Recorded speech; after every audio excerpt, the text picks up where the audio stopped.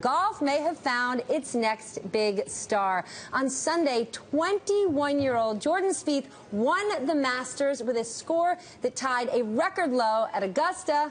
Who's he tied with? None other than Tiger Woods. With us now, the 2015 Masters Tournament winner, Jordan Spieth. Jordan, what a week, what a weekend. Congratulations. Thank you very much. The last 48 hours, what has it been like? Craziest thing that's happened to you?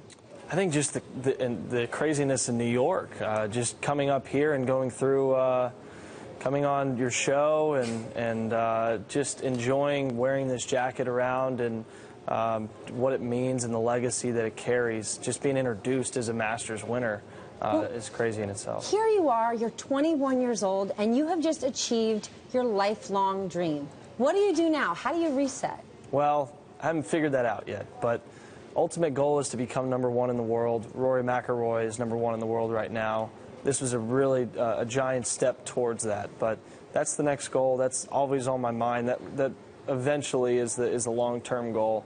But I'm glad to be off to a good start with it. Well, everybody wants to know what was on your mind this weekend, specifically Sunday. The back nine, you weren't playing to not lose. You stepped up and you said, I want to play to win. That's right. Why? You didn't need to do that. Here in New York, we remember when Phil Mickelson played at the U.S. Open at Winged Foot, took a risk like that, and really whiffed. Why would you do that? Well, last year, 2014, I had the lead on Sunday at the Masters. I then played not to lose. I played a little more conservative. It's not who I am.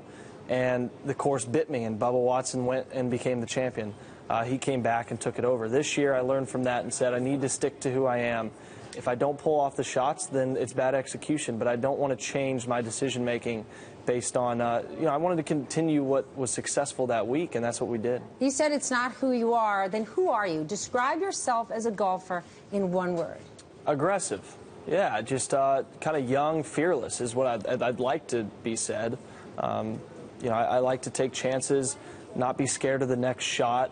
Because that's how you learn. That's how you learn who you are. Is that why you signed with Under Armour? Because that's often how we hear Under Armour described. That's one of the many reasons, yes. Yeah, I mean, they're fearless, they're aggressive, and, obviously they're, I believe they're the best in the game, but, and they certainly are for me.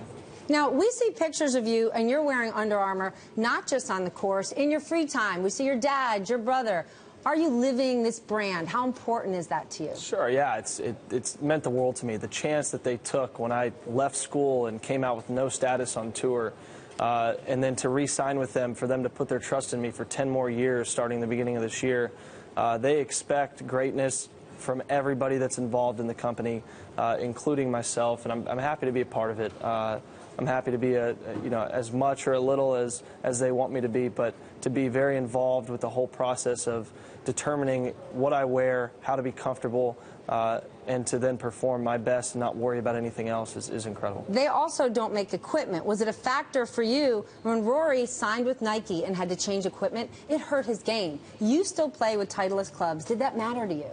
No, it actually was helpful. Yeah, I didn't have to change anything. I didn't want to change anything on course in making this transition. It was going to be hard enough already. It was a life change. So to be able to just wear clothes that I already wore anyways, and to play the same clubs that I already played, it made that transition just a little easier. So many people out there want their sons, want their daughters to be these premier athletes. Help us understand, when you were a kid, who were you playing for? How much time were you putting in?